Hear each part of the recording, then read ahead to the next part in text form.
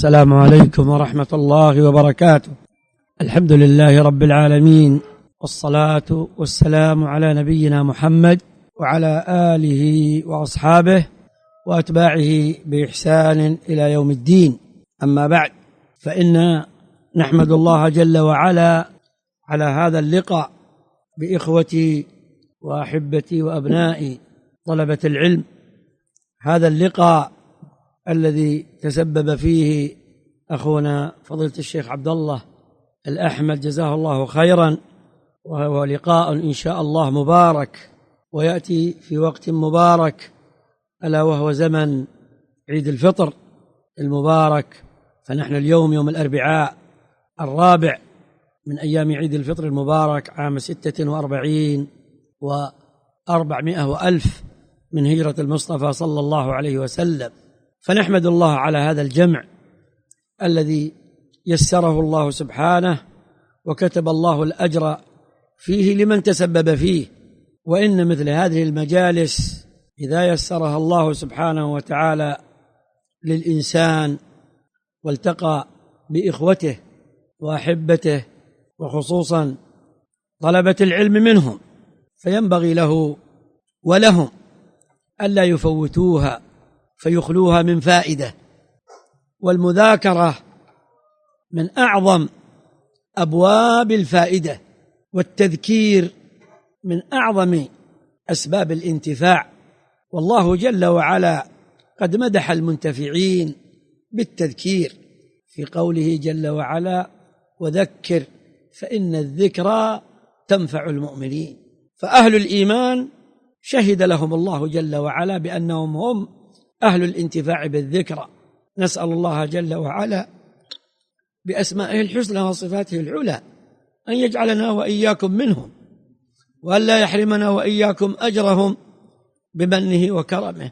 معاشر الأحبة، إن في هذا الوقت كما ترون جميعا ونرى معكم، وتسمعون ونسمع معكم، وتعيشون ونعيش معكم، السنة في غربة، وأهلها الحقيقيون قلة، والقلة لا تضرهم مع ذلك، فإن الله سبحانه وتعالى ناصر أولياءه وجنده جل وعلا، كما قال سبحانه: ولقد سبقت كلمتنا لعبادنا المرسلين إنهم لهم المنصورون وإن جندنا لهم الغالبون.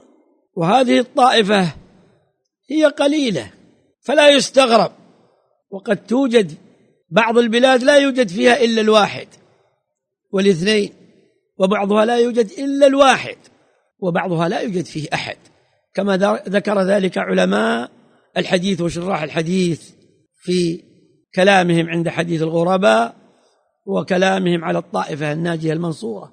فقد توجد بعض الأقطار لا يوجد فيها أحد، ولكن الله جل وعلا بفضله ورحمته لا يخلي الأرض منهم، فوجود الواحد منهم في قطر من الأقطار يحيي الله جل وعلا به السنة، ويبلغ ذكره عموم الأمصار، فيرحل إليه ويعتز بعد الله به، ويتقوى به، ويؤخذ كلامه وينشر في جميع الأمصار، وإن كان بعيدا عن بلد صاحب السنة الذي أصبح فريدا فيها.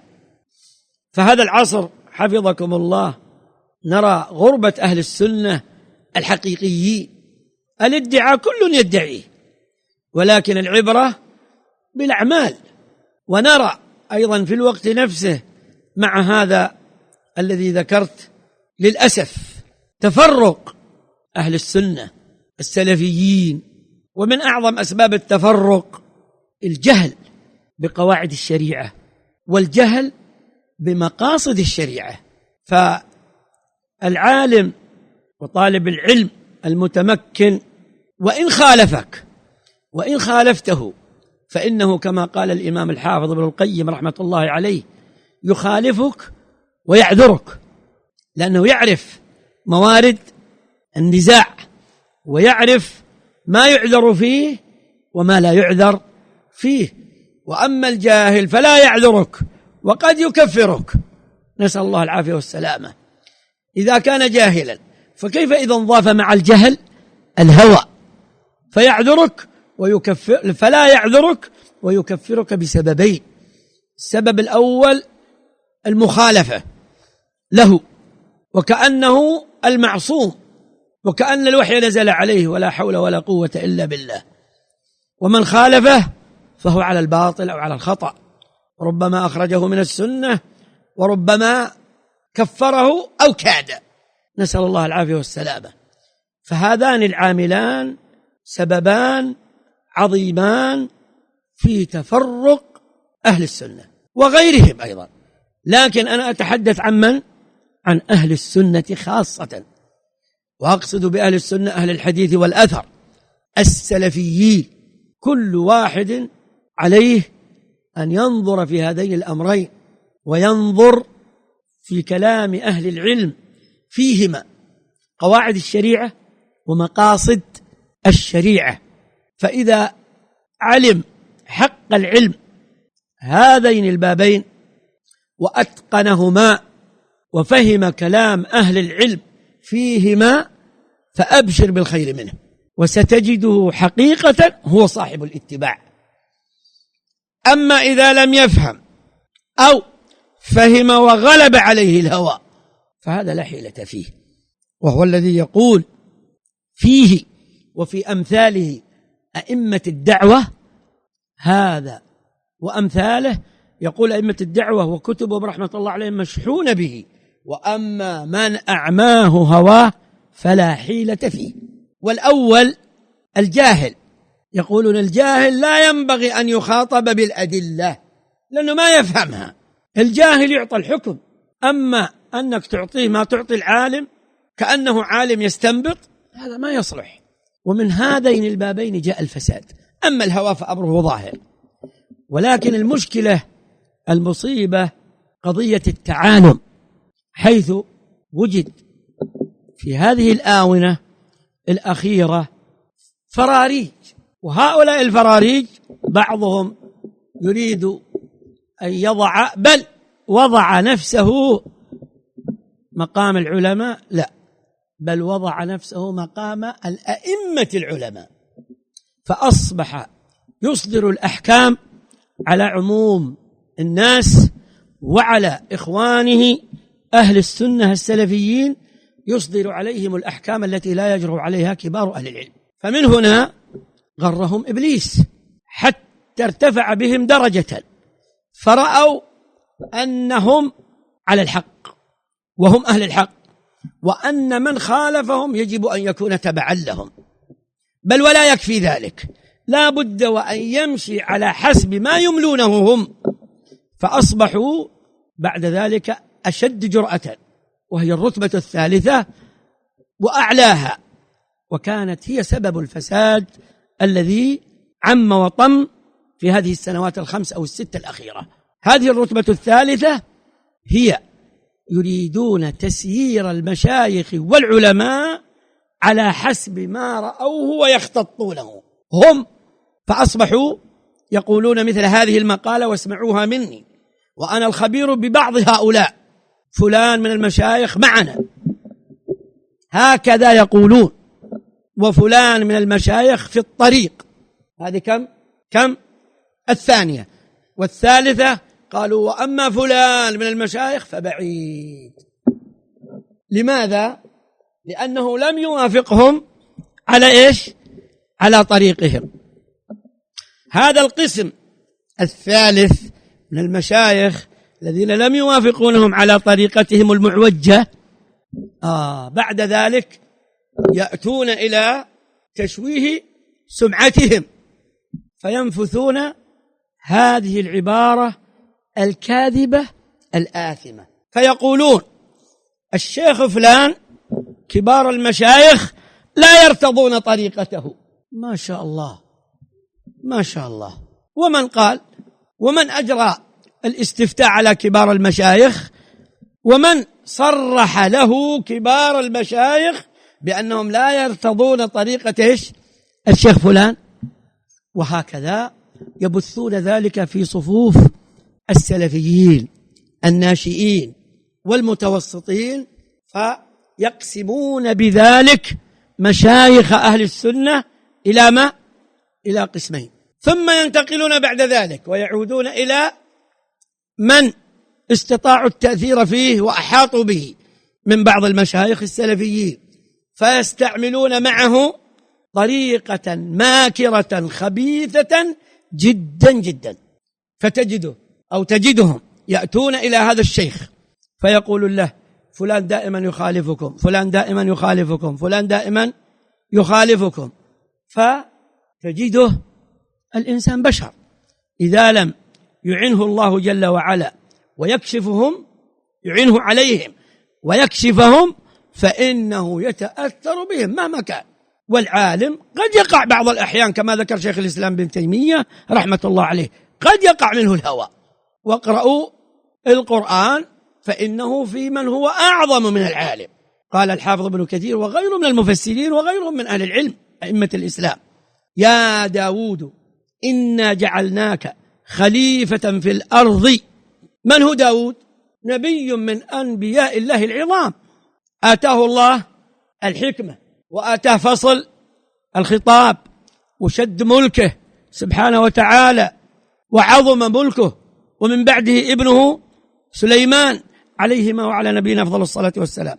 فالله يقول لهذا النبي العظيم: يا داود إنا جعلناك خليفة في الأرض فاحكم بين الناس بالحق ولا تتبع الهوى فيضلك عن سبيل الله إن الذين يضلون عن سبيل الله لهم عذاب شديد بما نسوا يوم الحساب. هذا نبي من أنبياء الله، الله جل وعلا قد عصمه، ومع ذلك يقول الله له هذا. أهل العلم يقولون في هذه الآية من فوائدها أو من الفوائد التي فيها التنبيه على الأعلى، التنبيه على الأدنى بالأعلى. إذا كان نبي من الأنبياء العظام يقول الله له هذا، يحذره من اتباع الهوى وهو معصوم، فمن دونه متصور منه ولا لا؟ متصور منه. ولهذا قال شيخ الإسلام رحمه الله ابن تيمية: العالم قد يقع منه الهوى، هذا معروف. فالشاهد فقد يوافق شيء في نفس ذلك الشيخ أو العالم، ويحصل كثرة الطرق عليه بمثل هذا الكلام: فلان يخالفك، فلان يخالفك، يوقنون الصدور. فأحدثوا الفرقة بين السلفيين وأحدثوا الفتنة بين السلفيين فصاروا شرا. وإنه والله لا يستبعد أن يكون في هؤلاء، وحتى أكون منصفا ولا أعمم، والتعميم لا يجوز، لا يستبعد أن يكون في هؤلاء مندسة. بالأمس كان مع السروريين، وفي سنوات وإذا به رأس عند المشايخ في السلفية، هذا من أعجب العجب. بالأمس وهو مع الحزبيين، واليوم وإذا به مقرب من السلفيين، وأصبح هو الذي يتكلم في مشايخ السلفية والدعوة السلفية، ويقول هذا قريب وهذا بعيد وهذا معنا. انظروا حتى إلى العبارة قليلة أدب. العالم الفلاني أو الشيخ الفلاني إيش؟ معنا، صاروا هم الأصل والعالم تابع لهم. هذه مصيبة. هذه هي البلية التي حصلت 7 سنوات 8 سنوات 10 سنوات، فصار ما صار. ومن لم يدرك القضية يظن أن السلفيين كلهم على هذا، وليس كذلك. ولله الحمد أبان الله جل وعلا حال هؤلاء وكشف أمرهم، ومن فضله جل وعز أن كشف بعضهم بلسانه، وإذا بهم كما كنا نتوقع، وكما قلت لكم قبل قليل الآن، وإذا بهم على طرائق الحزبيين، مجالس سرية وخطابات وفتاوى سرية وتسريب إلى أقطار العالم، وتدخل في مواقع الفتن والمواقع المضطربة التي فيها المشاكل، وأصبحوا شرا على هذه الدعوة السلفية. والحمد لله أن الله كشفهم بألسنتهم بعدما تبين أمرهم، بل من فضل الله بعدما تكلم فيهم كثير من السلفيين. فمن فضل الله جل وعلا مثل هذا الذي ذكرت من هذه الأحداث لم تنسب إلى السلفيين لما ظهرت. لماذا؟ لأنهم بادروا بإنكارها. صبروا صبروا صبروا ثم بادروا بعد ذلك بإنكارها، وشنت الحرب عليهم، وقيل فيهم ما قيل، واستنفر العالم ضدهم، مو العالم الإسلامي أو العربي، ولكن الله جل وعلا ناصر دينه ومعلن كلمته، وما يصح إلا الصحيح، ولا يبقى إلا الصدق، ولا يعلو إلا الحق. الذي أقوله معاشر الأحبة مثل هذا لا ينبغي أن يفت في عضد السلفيين. كون الشيخ فلان أو الشيخ فلان حصل منه ما حصل لعل الله يعذره، لكن أنا وأنت ممن علمنا لا يجوز لنا ترك ما علمنا لما؟ لقول فلان ونحن نعلم خلافه. وهذا يذكرني بكلام للإمام ابن قدامة رحمه الله تعالى، وفي الحقيقة أنا صورته قريبا، سأقرأ عليكم بعضا منه. يقول رحمة الله عليه في قصة الخلاف بينه وبين الخضر بن تيمية ابن الخضر بن تيمية الحراني، لما صار ما بينهم في مسألة معينة وقيل فيه ما قيل في الموفق، فكانت له كلمة جميلة جدا، وهو الموفق فعلا وفق، هي غاية التوفيق، وحقها أن تكتب بماء العينين مو بماء الذهب. اسمعوها. يقول رحمه الله: وأما قوله، يعني ابن الخضر بن تيمية، إني كنت مسألة إجماع، يعني كل الناس مجتمعة علي، فصرت مسألة خلاف، اختلفوا إيش؟ بسبب كلمة لي فتوى قلتها. قال: فإنني إذا كنت مع رسول الله صلى الله عليه وسلم في حزبه متبعا لسنته ما أبالي من خالفني ولا من خالف في، ولا أستوحش لفراق من فارقني، وإني لمعتقد أن الخلق كلهم لو خالفوا السنة وتركوها وعادوني من أجلها لما ازددت لها إلا لزوما ولا بها إلا اغتباطا إن وفقني الله لذلك. انظر إلى الكلام الجميل، ثم اسمع: فإن الأمور كلها بيده سبحانه، وقلوب العباد بين إصبعيه، بين إصبعيه سبحانه وتعالى، يعني هو الذي يقبل بها على العبد محبة وبغضا، والمحبة والبغض لا تنال إلا بالاتباع. قل إن كنتم تحبون الله فاتبعوني يحببكم الله. والسنة عندنا معاشر الأحبة بعد كلام رسول الله صلى الله عليه وسلم قول الخلفاء الراشدين وقول الصحابة رضي الله عنهم من بعدهم: عليكم بسنتي وسنة الخلفاء الراشدين المهديين، تمسكوا بها وعضوا عليها بالنواجذ. فالشاهد هذه هي السنة التي يجب على العبد أن يتمسك بها إذا ظهرت له، فإنه لا يجوز له أن يدعها لقول أحد من الناس كائنا من كان، كما قال ذلك الإمام الشافعي رحمه الله: أجمع العلماء على أن من استبانت له سنة رسول الله صلى الله عليه وسلم لم يكن له أن يدعها لقول أحد من الناس. هذا بالإجماع. إذا تبين لي الحق ودليله من كلام الله وسنة رسوله صلى الله عليه وسلم، أو من كلام الله أو من سنة رسوله صلى الله عليه وسلم، لم يجوز لي أن أقلد أحدا ولو خالفني في ذلك، ولو كان كبيرا في ذلك، ولو كان شهيرا في ذلك. لما؟ لأن الله جل وعلا قد يعذره ويأجره.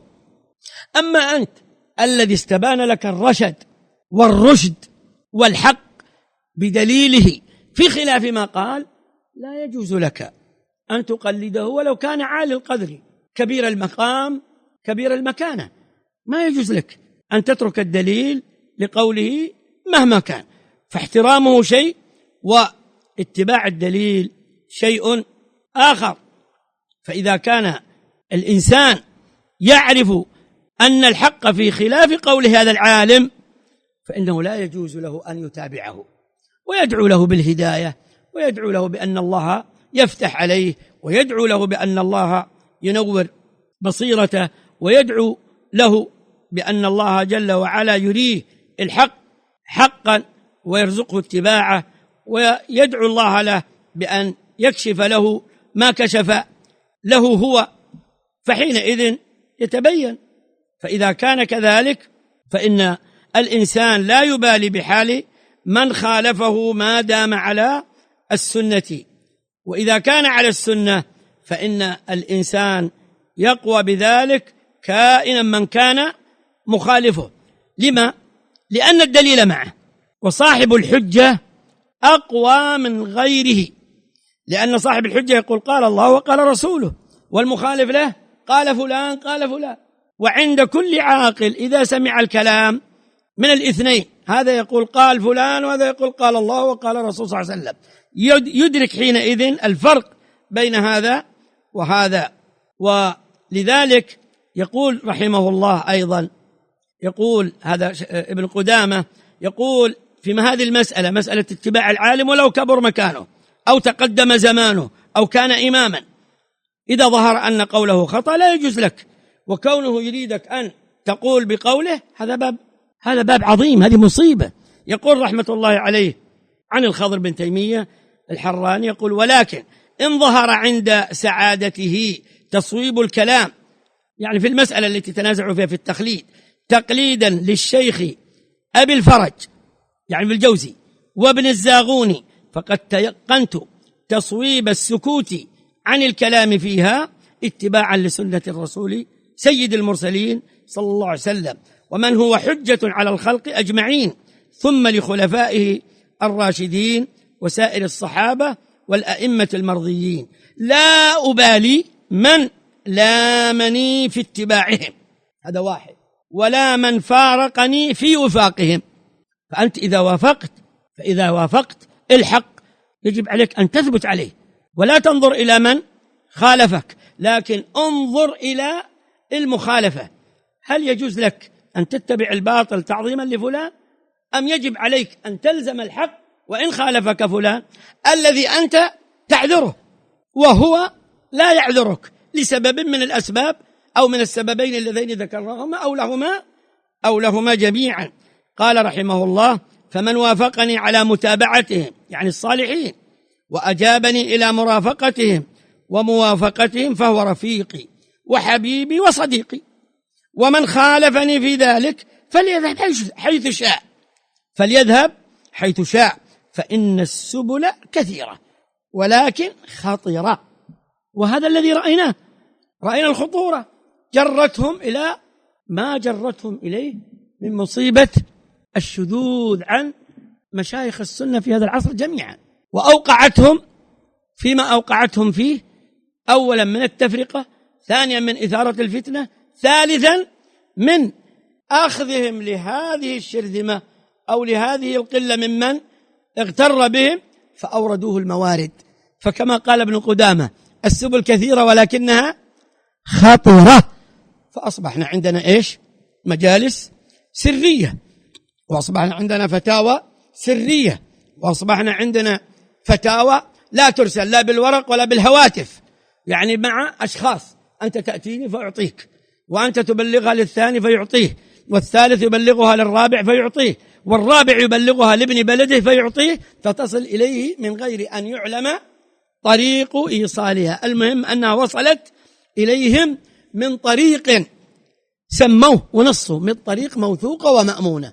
هذا فعل من بالله؟ أسألكم بالله، فعل من؟ فعل التنظيمات الحزبية السياسية، طرائق الخوارج الذين لا يريدون أن يبقوا بصمات يكتشفون بها في المكتوب أو المسموع، فأحدثوا شرا بين السلفيين. ولكن الله جل وعلا سبحانه رفق بهذه الدعوة وبهذه الطائفة، طائفة أهل السنة، فكفاهم الله شر هؤلاء، وأبان مكرهم وأبان خطورتهم وأبان ما هم عليه من الباطل الذي تحدث به وحذر منه. وفي الحقيقة هذا الأمر ما جاء كما قلت لكم إلا بعدما بين حال أهله، فحمى الله السلفيين من أن ينسب إليهم، ولكن نسب إلى هذه الطائفة.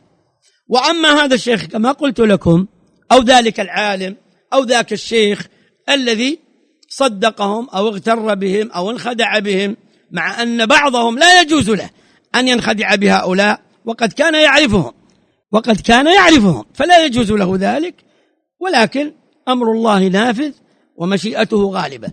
هذا لا يجوز لك أن توافقه لأنه كبير المقام أو كبير المكانة أو كبير القدر، أو يقال البركة مع الأكابر. لا يا شيخ، البركة مع الأكابر إذا كان الحق معهم. ابن مسعود رضي الله عنه وابن عباس رضي الله عنهما حصل بينهم ما حصل من الاختلاف في المسائل. وأين ابن مسعود وأين ابن عباس؟ ابن عباس نعم حبر الأمة، لكن ابن مسعود من كبار الصحابة الفقهاء، وإذا أطلق الفقهاء عبد الله بن مسعود من كبارهم رضي الله عنه. ومع هذا يحصل الخلاف بينهم، ويشتد بعضهم أيضا على بعض في الخلاف في المسألة المعينة إذا ظهر الدليل له مخالفا لمن هو أكبر منه، فيقول لقد ضللت إذن وما أنا من المهتدين إن أنا وافقته. وما أوجب ذلك وحشة ولا مباغضة ولا مخاصمة، لا، هؤلاء جميعا قصدهم الحق، هكذا أهل العلم. لكن إذا تدخل بينهم أهل الإفساد فإنهم يفسدون، فنسأل الله جل وعلا السلامة. وهذا فيه شبه بعمل المنافقين. وأشهدكم هذه اللحظة على مقالتي هذه، لأنه غدا سيأتي من يقول محمد بن هادي يقول عن هؤلاء منافقين. أقول هذا العمل فيه شبه بعمل المنافقين، كما قال النبي صلى الله عليه وسلم في ثلاث من كن فيه كان منافقا خالصا، وإذا كانت فيه خصلة منهن كانت فيه خصلة من النفاق حتى يدعها. فهل الذي يقع في هذا يكون منافق؟ لا. يكون منافق اعتقاديا، النفاق اعتقادي؟ لا، لكن عملي. فهذا لا شك أنه من خصال المنافقين، نسأل الله العافية والسلامة. والعبد يجب عليه ألا يسعى لإرضاء فلان ولا لإرضاء فلان، ولكن عليه أن يسعى إلى إرضاء الرحمن سبحانه وتعالى. ولا ينبغي لك في الوقت هذا أيها السني السلفي أن تأمرني بأن أكون مع فلان في كل ما يقوله، لأنه أحيانا قد يظهر لي أن كلامه خطأ 100%، وأنا متيقن من ذلك كالشمس في كبد السماء ليس دونها سحاب. ومن أعظم الأدلة أنني أعرف من حال هذا الشيخ مثلا في هذه المسألة قبل خلاف هذا القول الذي الآن يقول به، فقوله الأول هو الحق، فلما تغير؟ أنا ما تغيرت، بدأ له اجتهاد، هذا أمره، هو معذور عندي والله أعلم بحاله، لكن أنا ما يجوز لي أن أوافقه وقد علمت الحق والهدى بدليله. اسمع، يقول رحمة الله عليه هذا الشيخ الإمام ابن قدامة يقول: وهل فرض الجاهل بشيء إلا السكوت عنه؟ وأنا أنكرت على هذا الجاهل، وأنا ما أنكرت هذا إلا على الجاهل به. أما من قد اطلع على الأسرار تمام وعلم ما يفعله الله تعالى على جليته فما أنكرت عليه. إذا اطلع على الأدلة أنا ما أنكرت، أنا تكلمت على من؟ على الجهال تكلمت عليه. وأما من علم فهذا بابه باب آخر.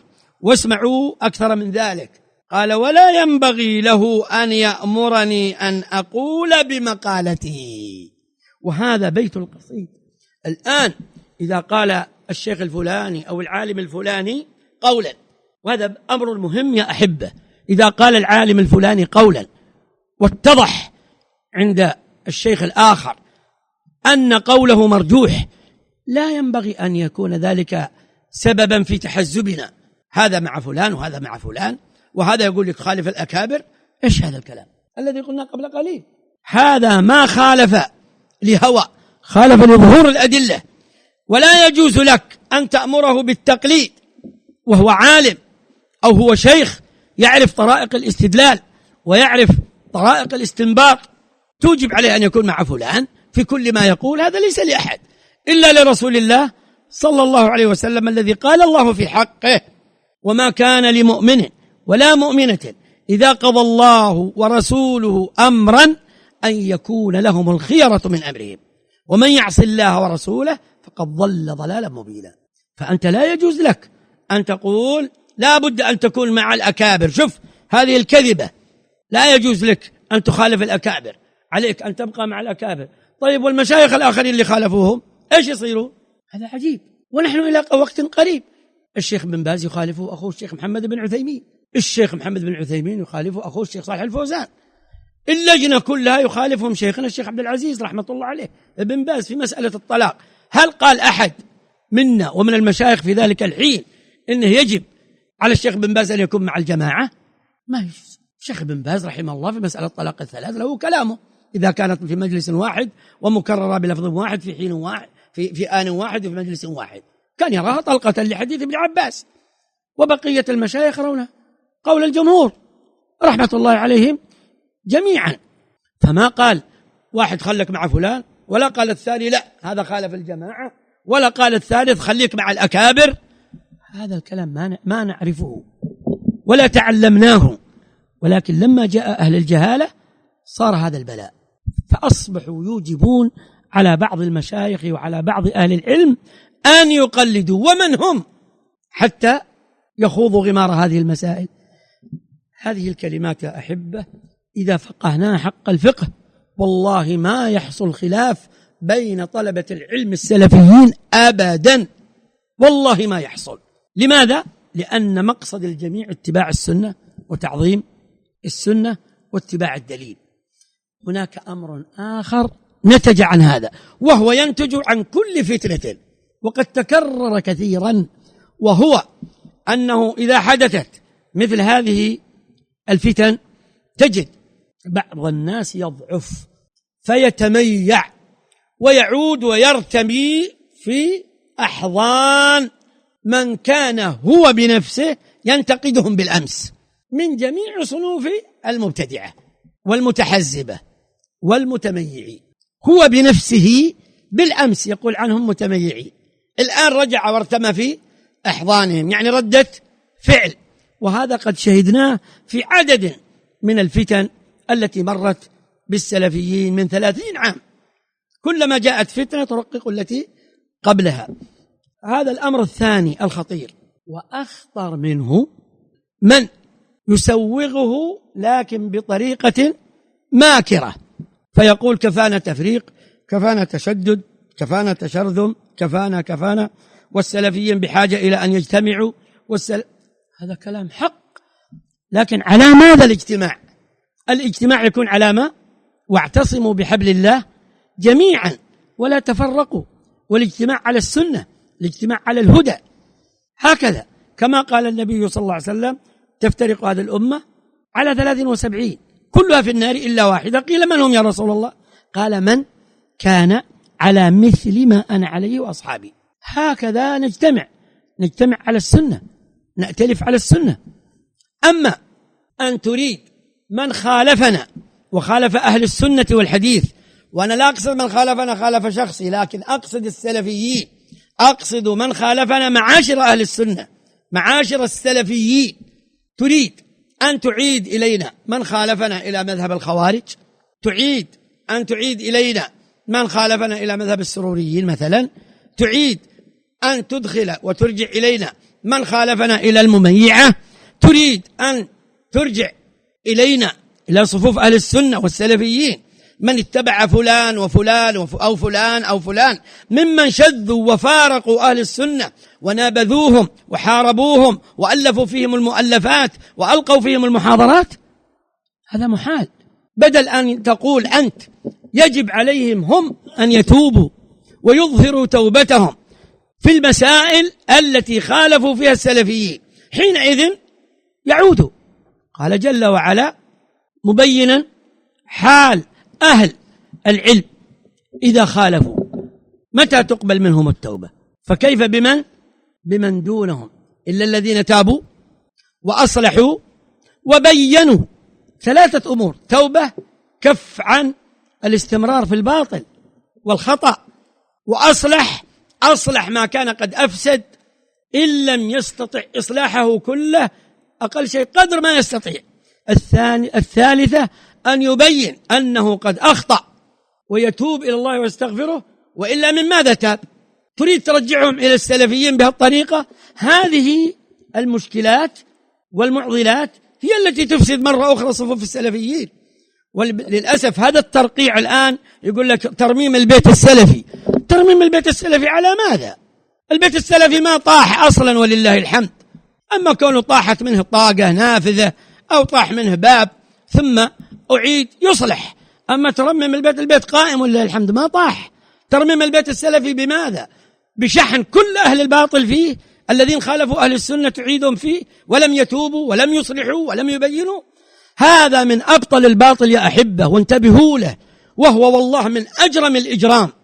لما لم يستطيعوا هدم السنة مباشرة وحرب السلفيين مباشرة، استغلوا هذه الفرقة التي حصلت فأرادوا أن ينتهزوها ويعيدون الذين قد فارقوا السلفيين إلى هذه الدعوة السلفية على باطلهم، كل بباطله. فتتصورون إذا سكت عن هؤلاء واستقبل هؤلاء المبطلين الذين قد فارقوا السلفية من السلفيين، فارقوا السلفيين من 30 سنة ثم 25 سنة ثم 20 سنة ثم 15 سنة ثم 10 سنين في أحداث متتابعة متكررة ومختلفة، إذا أعادوهم على باطلهم وأدخلوهم في أهل السنة ماذا يصير؟ لا يمكن أن ترى بعد ذلك سنة صافية نقية ولا سلفي صافي نقي. فاحذروا يا معاشر الأحبة من هذا، وأعتذر من الإطالة عليكم، وأسأل الله سبحانه وتعالى بأسمائه الحسنى وصفاته العلى أن يجعلنا وإياكم من أهل الفقه في دينه، وأن يثبتنا وإياكم على ما علمناه من الحق والهدى من كلامه وكلام نبيه صلى الله عليه وسلم، وأن لا يضلنا بعد إذ هدانا، وأن يعصمنا وإياكم من مضلات الفتن ما ظهر منها وما بطن. وصلى الله وسلم وبارك على عبده ورسوله نبينا محمد وعلى آله وأصحابه وأتباعه بإحسان إلى يوم الدين، والحمد لله رب العالمين.